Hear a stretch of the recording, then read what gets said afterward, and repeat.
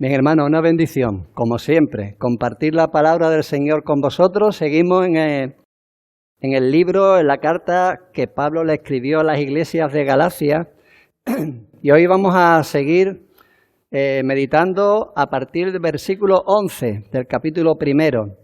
Os invito a que abráis la palabra de Dios en Gálatas, capítulo 1, versículo 11. Leeremos hasta el 24. Dice así la palabra del Señor. Os hago saber, hermanos, que el evangelio anunciado por mí no es según hombre, pues yo ni lo recibí ni lo aprendí de hombre alguno, sino por revelación de Jesucristo. Porque ya habéis oído acerca de mi conducta en otro tiempo en el judaísmo, que perseguía sobremanera a la iglesia de Dios y la asolaba. Y en el judaísmo aventajaba a muchos de mis contemporáneos en mi nación, siendo mucho más celoso de las tradiciones de mis padres. Pero cuando agradó a Dios, que me apartó desde el vientre de mi madre y me llamó por su gracia revelar a su Hijo en mí, para que yo le predicase entre los gentiles, no consulté enseguida con carne y sangre, ni subí a Jerusalén a los que eran apóstoles antes que yo, sino que fui a Arabia y volví de nuevo a Damasco. Después, pasado 3 años, subí a Jerusalén para ver a Pedro y permanecí con él 15 días. Pero no vi a ningún otro de los apóstoles, sino a Jacobo, el hermano del Señor. En esto que os escribo, he aquí delante de Dios que no miento. Después fui a las regiones de Siria y de Cilicia, y no era conocido de vista a las iglesias de Judea, que eran en Cristo Jesús. Solamente oían decir, aquel que en otro tiempo nos perseguía, ahora predica la fe que en otro tiempo asolaba, y glorificaban a Dios en mí. Bendito Padre Celestial, te damos gracias, Señor, por tu palabra. Te queremos pedir, Señor, que tú la bendigas, Padre, que me ayude a mí a compartirla. Y también, Señor, nos acordamos de nuestro hermano Eloy, que en Algeciras también está haciendo lo mismo. Que la iglesia hermana de Algeciras y también Eloy sean bendecidos con tu palabra, igual que te lo pedimos para nosotros. En el nombre y por los méritos de Cristo. Amén. Hermano, ¿tú qué eres? ¿De aquellos que preguntan cuando se pierden o de los que no reconocen que están perdidos y buscan hasta que al final tiene que preguntar? Yo soy de los segundos, hermano, lo reconozco. Y mi mujer me dice, pues chiquillo, pregunta. Soy orgulloso, hermano, la verdad lo reconozco. Y le suelo echar la culpa al GPS. El GPS no tiene la culpa, es que yo no he seguido las instrucciones de GPS. Me he equivocado en alguna rotonda y la primera a la derecha y no he hecho caso. Entonces una vez que uno está perdido, tiene que preguntar. Y debemos tener cuidado a quién preguntamos. Si preguntamos a uno que está igual de perdido que nosotros, pues mal vamos, ¿no? Si preguntamos a uno que se ha perdido pero viene de vuelta, bueno, su información es buena. Yo le podría decir cuando yo me he perdido y alguien me pregunta, no sé por dónde es, pero por ahí no es. Yo vengo de vuelta, es lo que solemos decir, ¿no? Es alguien confiable, alguien del lugar. Alguien que conoce los caminos, ¿verdad? Y si es alguien con autoridad, un policía local, por ejemplo, tú le preguntas y tiene más credibilidad. Cuidado con aquellos que dicen yo creo que es por allí. Porque en teoría, cuando tú dices yo creo algo, debería ser más confiable, ¿no? Pero no es lo mismo decir es por allí a yo creo que es por allí. Cuando dices yo creo que es por allí, estás dudando si realmente es o no es. Algo así es lo que estaba ocurriendo en las iglesias de Galacia. Había algunos que intentaban decirle a la iglesia que el camino por el cual Pablo les había dicho que era la salvación no era solamente por la fe, sino que había algo más. Había que cooperar en la salvación para ser salvo. La fe más la obra, el cumplimiento de la ley. Y Pablo le está diciendo, no vayáis por ese camino, es el camino equivocado. ¿Por qué lo sabía Pablo? Porque él ya venía de vuelta. Él ya había estado en aquel lugar y a lo que le había conducido era a un callejón sin salida. Pablo, como fariseo, había intentado cumplir la ley de Dios, los mandamientos, perfectamente, pero no lo había conseguido. Él había estado toda su vida frustrado y era de los que no preguntaban. Lo buscaba hasta que realmente el Señor le convenció de que se había perdido. Hermanos, no vayáis por allí porque yo ya vengo de vuelta. La salvación no es por méritos humanos, es por la gracia de Dios. Y lo sé porque yo vengo de allí. Y allí lo que hay solamente es un callejón sin salida. También Pablo era alguien autorizado para dar el camino correcto. Jesús dijo, yo soy el camino y la verdad y la vida. Nadie viene al Padre sino por mí. Pero la voz autorizada para decir ese camino eran los apóstoles, aquellos que fueron llamados por Dios y nombrados por Jesucristo mismo para dar el mensaje correcto. La autoridad que debía de comunicar que Jesucristo era el camino eran los apóstoles que fueron, llamados por Dios para esa misión. Pablo estaba siendo desautorizado como apóstol y por lo tanto el mensaje de Pablo había perdido credibilidad. ¿Y tú quién eres? ¿Os ha pasado alguna vez, no? ¿Y eso quién lo escribió? ¿Y eso quién lo ha dicho cuando les comenta o les cita la palabra de Dios? Pablo no se está aquí defendiendo, porque no se trata de él, se trata del mensaje del Evangelio. Por eso a él le da tanta importancia a lo que estaba pasando. El mensaje del Evangelio debía traer paz, la seguridad de la salvación a las personas. Debía descargarles de esa responsabilidad de cumplir con toda la ley de Dios para ser salvo. Lo descargaba aquel que creía de esa duda de si realmente se merecía la salvación. Y quizá el judaísmo nos viene un poco lejos. No tenemos judíos entre nosotros, ni siquiera de procedencia judía. Pero, hermano, para que os hagáis una idea de lo que era eso para un judío, algunos sí venís del catolicismo. En el catolicismo, y yo le he preguntado a mi mujer, yo no era católico, hermano, yo no era un ateo, pero mi mujer sí, casi que se mete a monja, menos mal que me conoció.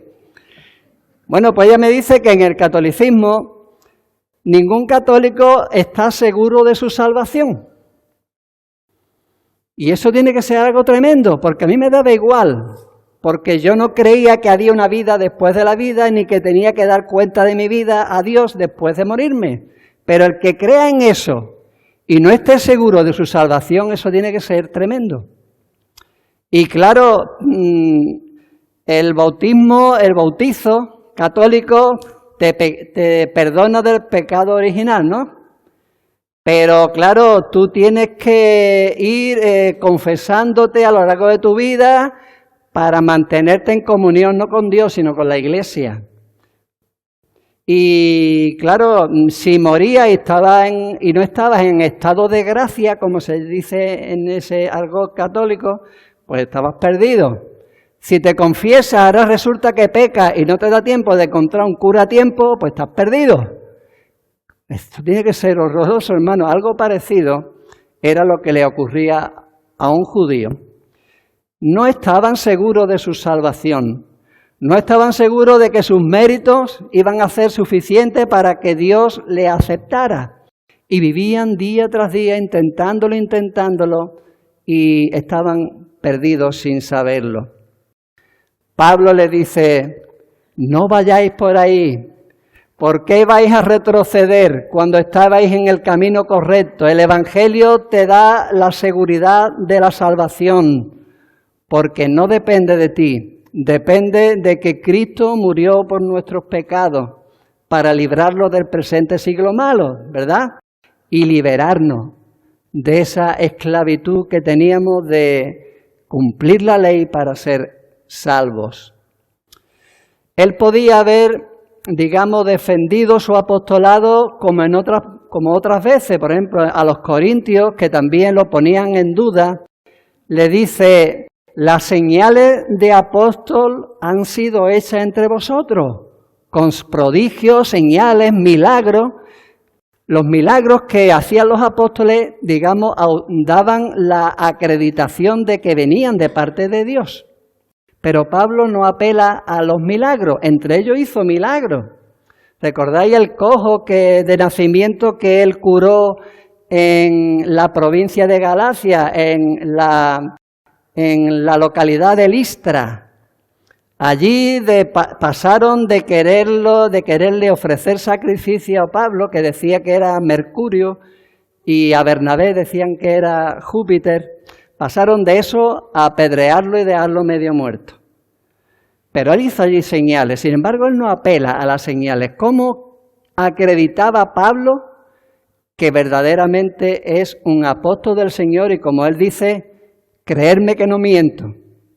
Dice: os hago saber, hermano, que el evangelio anunciado por mí no es según hombre, pues yo ni lo recibí ni lo aprendí de hombre alguno, sino por revelación de Jesucristo.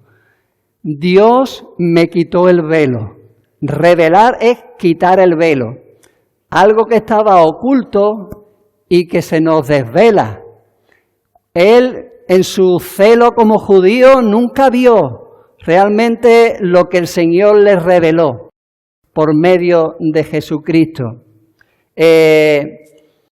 Y como apóstol, él recibió esa revelación del Evangelio que tenía que ver en la justificación solo por la fe, directamente de Jesucristo. No lo aprendió de los apóstoles ni de otros creyentes más antiguos que él por revelación directa. Y Efraín predicó no hace mucho de la conversión de Saulo, ¿vale? Por tanto, Pablo dice: yo no lo recibí de nadie, sino directamente de Jesucristo. Y eso le convertía en un apóstol. Pero una vez que dice: yo he recibido directamente del Señor ese mensaje y por lo tanto mi mensaje es creíble, él no sigue hablando acerca de las señales ni los prodigios tampoco. Nunca hace referencia a eso, sino a su vida, a cómo su vida cambió desde el momento en que él conoció a Jesucristo.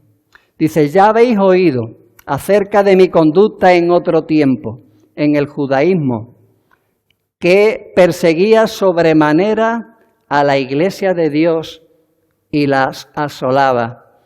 Hermanos, yo vengo de vuelta. Yo sé lo que es hacerle daño a la iglesia. No lo hagáis. No lo hagáis. La iglesia es la niña de los ojos de Dios. La iglesia es el pueblo de Dios. Es el templo de Dios. Y como dirá en otro lugar, quien destruye el templo de Dios, Dios le destruirá a él. Dice: porque el templo de Dios, el cual sois vosotros, es santo. Y no se lo dice a la iglesia universal, se lo dice a una iglesia local, como fue la iglesia de Corinto. El Señor ya había dicho que habría enemigos en la iglesia, que les perseguirían. Juan 15, 27. Estas cosas os he hablado para que en mí no tengáis tropiezo, dice. Os expulsarán de las sinagogas. Y aún viene la hora cuando cualquiera que os mate pensará que rinde servicio a Dios. Y harán esto porque no conocen al Padre ni a mí. Saulo de Tarso era uno de esos. El apóstol Pablo, antes de conocer a Jesucristo, era uno de los perseguidores de la iglesia. Saulo, Saulo, ¿por qué me persigues?, le dijo el Señor. Y él no tenía la intención de perseguir al Señor, sino a la iglesia. Su celo como judío le hizo llegar a ser un perseguidor de la iglesia. Y el Señor le dice, estás dando coces contra el aguijón. Dura cosa te das coces contra el aguijón. Hermano, el aguijón era el látigo por el que se guiaban a las bestias. Y el Señor ya le había advertido, le había querido guiar y él le daba patadas al látigo que quería guiarle por el buen camino. Y ya Pablo, una vez que vio a Jesús, no tuvo duda. Fue ese el cambio en su vida. Fue ese el cambio en su vida. Lo harán esto porque no conocen al Padre ni a mí. Cuando él se conoció a Cristo y Cristo se le reveló en el camino, todo cambió en su vida. Pero le dejó secuelas. Cuando uno le hace daño a la iglesia del Señor, está persiguiendo al Señor. Y eso tiene siempre consecuencias. Él quedó ciego. Durante un tiempo estuvo ciego. Luego recobró la vista, pero no completamente. Le quedó secuelas en su vista de por vida. Lo que él llama el aguijón en la carne. Es la misma palabra. Dura cosa te es dar coces contra el aguijón. Ese aguijón en la carne le quedó de por vida. ¿Por qué el Señor no permitió que Pablo fuera curado completamente de esa ceguera que le produjo la visión de Jesucristo glorificado? Pablo lo dice. Dice que oró 3 veces para que le fuese quitado esa enfermedad. Y el Señor le dijo, bástate mi gracia. Recuerda, Pablo, que lo he hecho para que no te exaltes, no te enaltezcas sobremanera, para que tu orgullo baje un poquito, para que cada vez que veas mal te acuerdes de quién eras y de quién eres ahora. Era una demostración de que luchar contra Dios no es buena idea. Hubo un hombre que luchó contra Dios y le venció. Jacob, en Peniel, ¿recordáis? No te dejaré hasta que no me bendiga, le dijo al ángel de Jehová, que era una manifestación de Dios. Y el ángel de Jehová al final lo bendijo. En cierto modo, Jacob venció a Dios. Luchó contra Dios y le venció. Dice, has vencido a los hombres y a Dios. Has conseguido que tu padre te bendiga, aunque lo hicieras con engaño, y has conseguido que el ángel de Jehová te bendiga. Pero tuvo secuelas luchar contra Dios. Jacob estuvo cojo, anduvo cojo toda su vida. Desde entonces el tendón de la cadera se le rompió y anduvo cojo toda su vida. ¿Para qué? Para lo mismo. Fue su aguijón en la carne para que, recordara toda su vida que luchar contra Dios no es buena cosa. Y no solamente a Pablo le quedó un aguijón en la carne, físico, sino también en su alma. Dios le había perdonado. Pablo había hecho mucho daño en la iglesia, persiguió a la iglesia, la asoló. Y verdaderamente Pablo sabía que Dios le había perdonado. Pero Pablo le costó mucho trabajo perdonarse a sí mismo. Hermano, una de las cosas que más daño me han hecho a mí nunca es el daño que yo le he podido hacer a la iglesia y al Señor a través de la iglesia y de los hermanos.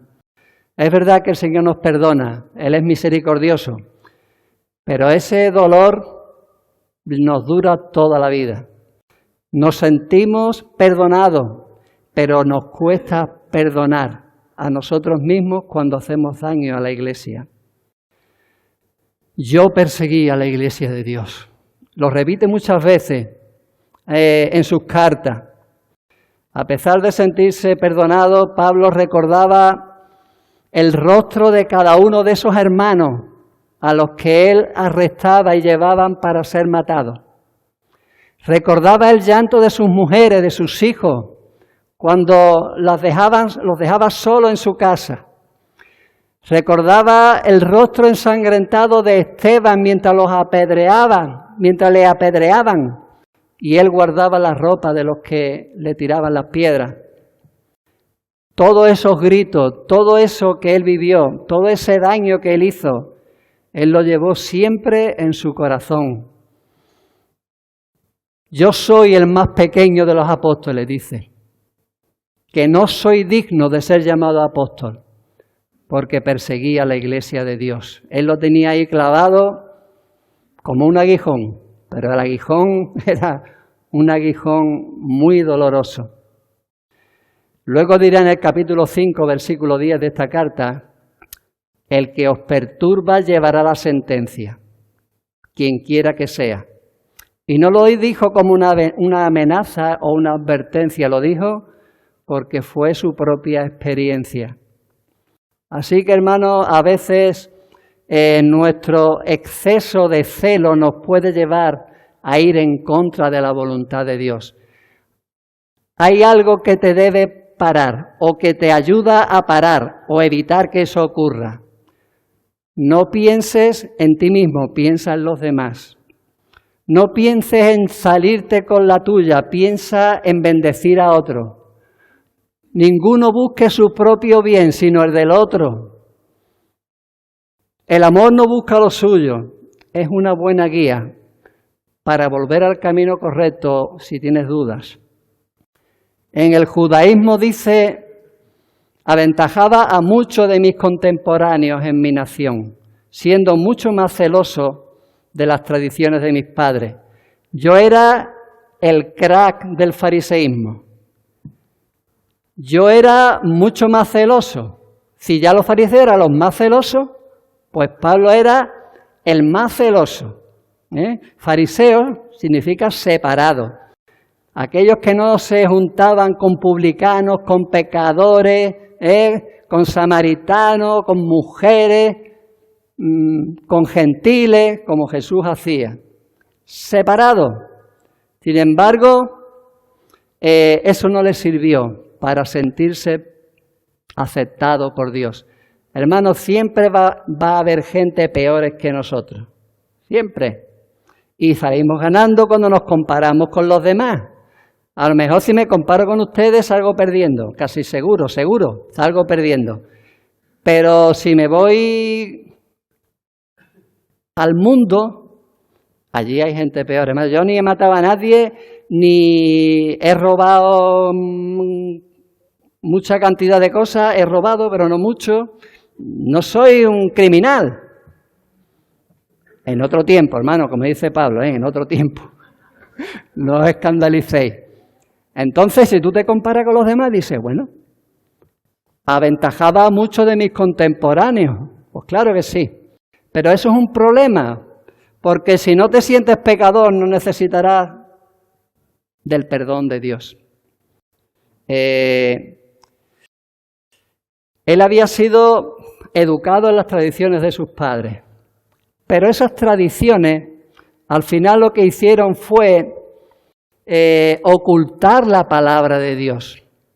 Jesús le dice a los fariseos como Pablo, hipócritas, bien profetizó de vosotros Isaías cuando dijo, este pueblo de labios me honra, pero su corazón está lejos de mí, pues en vano me honra enseñando como doctrinas mandamientos de hombre. En la ley había 10 mandamientos. Los fariseos contaron 613 mandamientos. Y hermano, ¿sabéis lo que es el trastorno obsesivo compulsivo? No puede hacer nada porque esto no puede pisar un no sé qué. Algo parecido era lo que ocurría en ese tipo de judaísmo malentendido. No podían hacer nada.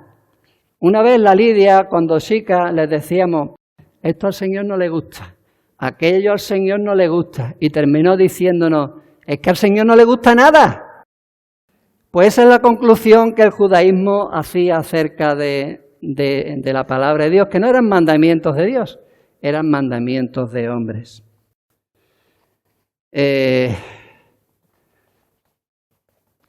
Pablo sufría mucho por aquellos de su nación que no habían visto eso. Y muchas veces se pone de ejemplo. Lo hacía muchas veces. En Romanos 10 dice: hermanos, ciertamente el anhelo de mi corazón y mi oración a Dios por Israel es para salvación, porque yo les doy testimonio de que tienen celo de Dios, pero no conforme a ciencia, porque ignorando la justicia de Dios y procurando establecer la suya propia, no se sujetaron a la justicia de Dios. Esto es algo que es una experiencia personal, no vayáis por ahí. Me gustaría que ellos que vieran lo que yo he visto, que el Señor les desvelara, le quitara el velo para que vieran realmente su situación. Pablo fue un apóstol que antes fue un perseguidor. Y dice Pablo a 1 Timoteo 1, doy gracias a Dios, al que me fortaleció, a Cristo Jesús nuestro Señor, porque me tuvo por fiel poniéndome en el ministerio. Y vuelvo a recordar, eso lo tenía ahí clavado, habiendo yo sido antes blasfemo, perseguidor, injuriador, mas fui recibido a misericordia porque lo hice en ignorancia, en incredulidad. Dice, pero la gracia de nuestro Señor fue más abundante con la fe y el amor que es en Cristo Jesús. Palabra fiel y digna de ser recibida por todos, que Cristo Jesús vino al mundo para salvar a los pecadores, de los cuales yo soy el primero. Antes era el primero de los justos, ahora era el primero de los pecadores. Y todo fue cuando el Señor le reveló a su Hijo en él. Bien dijo Eclesiastés, no seas demasiado justo, ni seas sabio en exceso, porque habrás de destruirte. No, que no seamos demasiado justos, ¿esto cómo es? No te creas lo que no eres. Jesús lo dijo en otras palabras, los sanos no tienen necesidad de médicos, sino los enfermos. No he venido a llamar a justos, sino a pecadores al arrepentimiento. Alguien que se cree justo no va a recibir la gracia de Dios porque piensa que no la necesita. Por eso sigue Pablo diciendo en Romanos 12, ninguno tenga más alto concepto de sí que el que debe tener. No te creas que eres tan bueno. Pero todo eso, gracias a la misericordia de Dios, fue en otro tiempo. Dice, pero cuando agradó a Dios, que me apartó desde el vientre de mi madre y me llamó por su gracia, revelar a su Hijo en mí, para que yo le predicase entre los gentiles, no consulté enseguida con carne y sangre. Como a mí me gusta decir, uno de esos peros de Dios preciosos, que son perlas para nuestras vidas. Pablo tenía una vida, un pasado oscuro, como tenemos nosotros, todos nosotros, pero cuando agradó a Dios, Dios le transformó. Hermano, hay un pero en tu vida. Hay un antes y un después de lo que eras antes y de lo que has empezado a ser a partir de ese momento. Y es cuando quiso Dios revelar a su Hijo en ti. Esa fue la experiencia de Pablo. Cuando él conoció al Hijo de Dios, entendió que no tenía que ver con compararse con los demás, sino con compararse con el Hijo de Dios, con Cristo. Y el proceso fue que Dios le había apartado desde el vientre de su madre. Verdaderamente era un fariseo desde el vientre de su madre, pero en el buen sentido.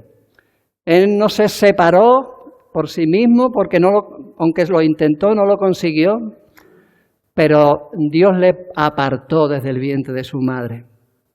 Y le apartó para que le conociese.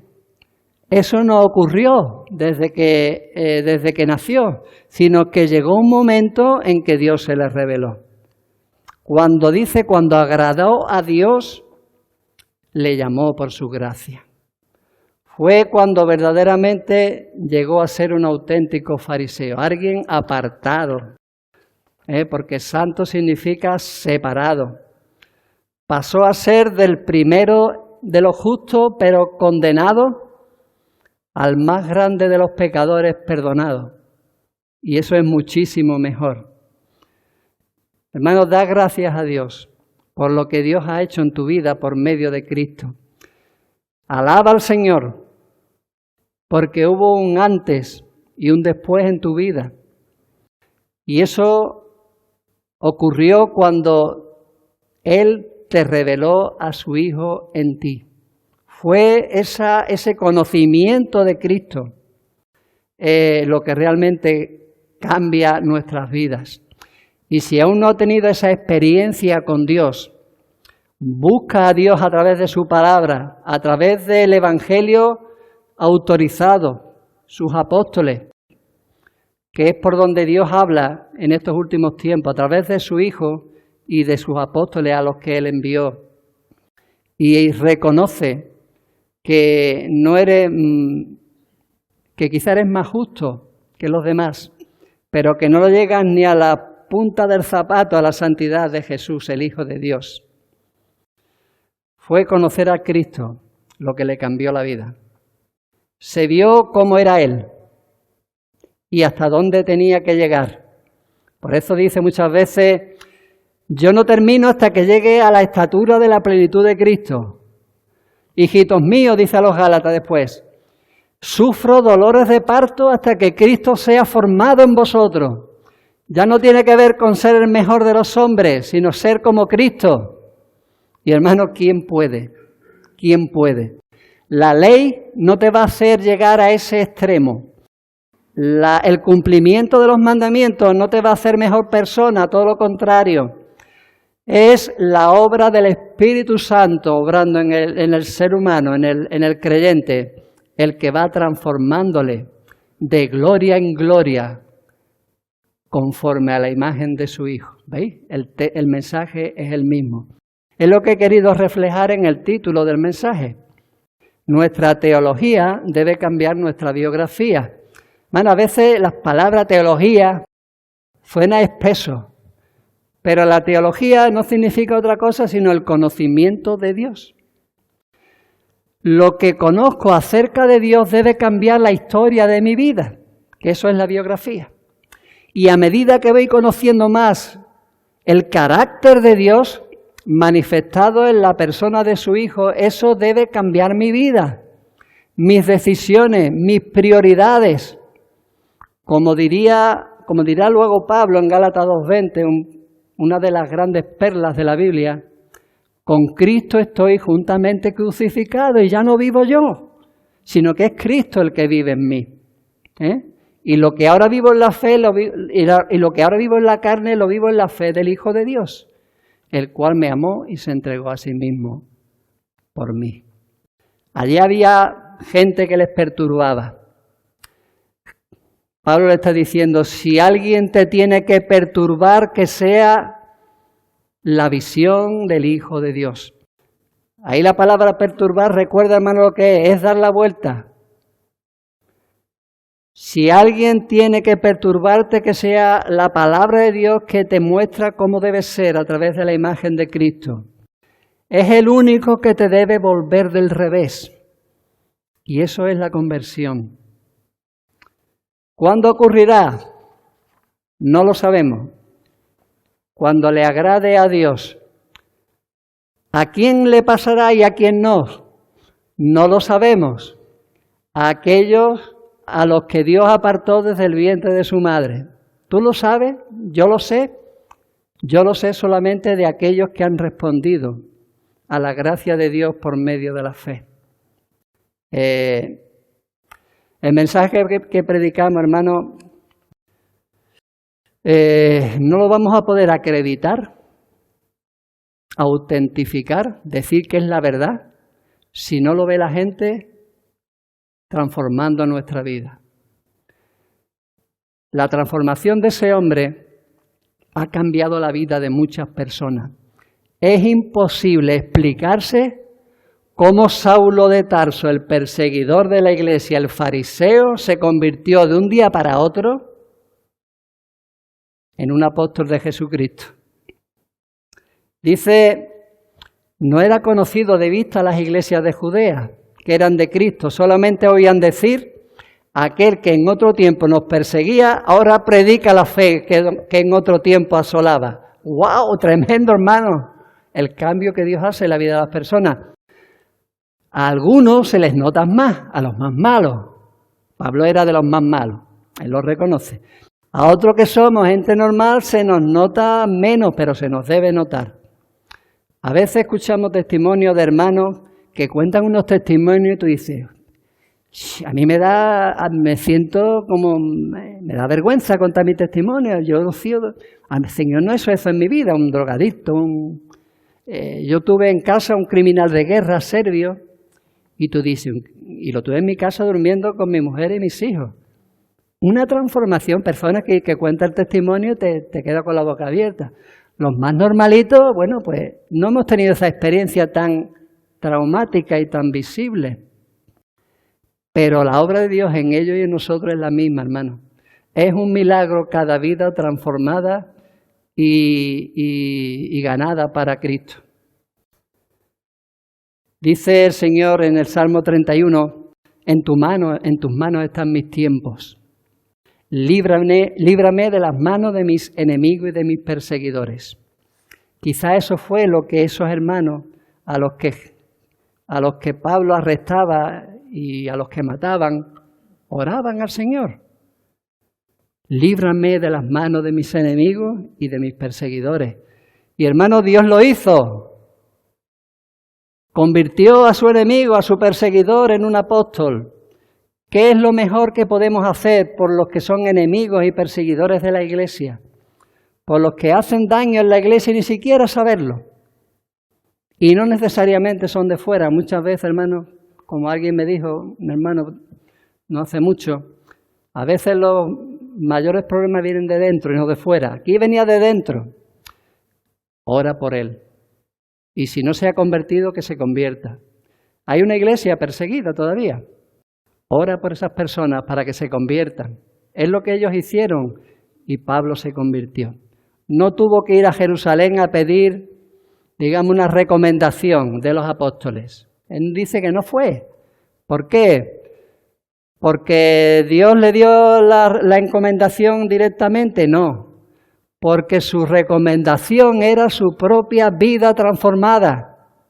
Porque su vida hablaba más alto que sus palabras. Y la gente lo veía. Y dice, y glorificaban a Dios en mí. Que los demás hablen de ti por lo que Dios está haciendo en tu vida. Y eso debe ser suficiente. Hermano, que no te importe lo que la gente diga de ti, sino solamente esto. Que la gente diga de ti que estás dándole la gloria a Dios con tu vida. Si lo conseguimos, habremos cumplido el propósito en la vida, no solo en la vida nuestra, sino en la del universo y de la creación entera, que es que Dios sea glorificado. Hermano, yo quiero eso para mí. Yo no quiero que cuando yo me muera la gente hable bien de mí. ¿A mí qué me importa? Siempre habrá algo bueno que sacar de alguien. Hay gente que es difícil, pero cuando uno después de muerto siempre se busca algo y en la despedida siempre se dice algo bueno, ¿no?, de la persona. ¿Está bien? Yo prefiero que la gente hable de mí bien en vida. No de mí, sino de lo que Dios está haciendo en mi vida. Y glorifiquen a Dios en mí. Pero, hermano, que nuestra vida sea igual de inspiradora que lo fue la vida de Pablo para muchas personas. Y que si algo dice de nosotros a alguien, sea que Dios ha hecho una obra en nuestra vida hasta el punto que nuestra vida le glorifica a Él y solo a Él. Es lo mejor que yo te puedo desear a ti en esta mañana. Que el Señor nos bendiga. Amén. Bendito Padre Celestial, te damos muchas gracias, Señor, porque A cada uno de los que hemos creído en ti, tú nos has descubierto el velo. Y te hemos visto, Señor, y hemos visto tu gloria. Hemos conocido a Cristo, Padre. Hemos sido transformados por Él. Y cada día, Señor, tú estás haciendo esa obra en nuestras vidas. No solamente para nuestra propia bendición, sino sobre todo para que nuestras vidas te glorifican, Padre. Queremos ser eso que tú dices que somos luz, y que nuestra luz, Señor, alumbre delante de los hombres, para que vean nuestras buenas obras y glorifiquen a ti que estás en los cielos. Te lo pedimos y te damos las gracias en el nombre de Jesús, que lo hace posible. Amén. Bien, hermanos, nos vemos el jueves si el Señor, como uno decía, nos prolonga la vida hasta entonces. Amén.